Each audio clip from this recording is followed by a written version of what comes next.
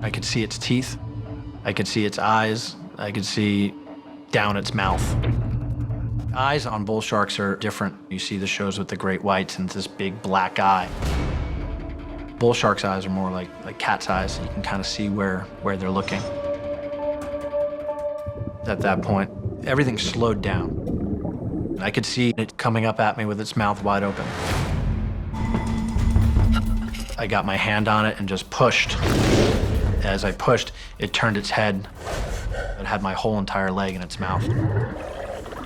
The bite went through the kneecap and the ankle at the same time. It just felt like a vice, and I could hear the bone crunch. I was hoping and praying it didn't thrash its head, because if it did, my leg was gone. It bit down about 5 times.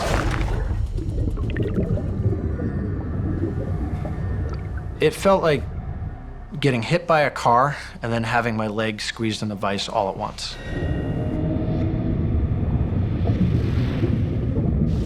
I could feel the bone snapping, the muscle getting chewed.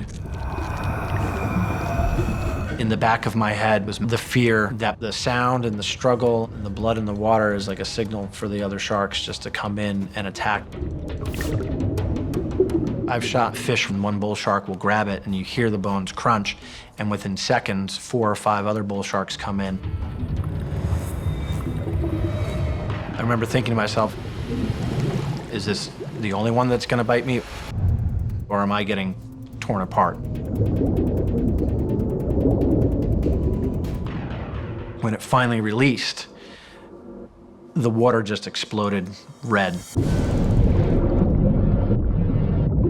I looked down and I had no way of knowing if it had severed an artery, but I know I need to stop the bleeding, because at that depth, you'll bleed out so fast.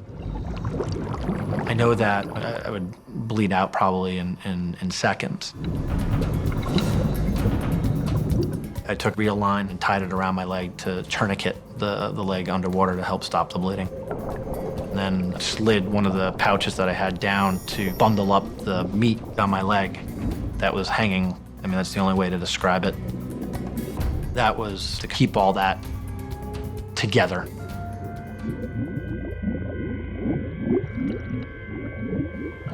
All I could think of was, am I gonna make it?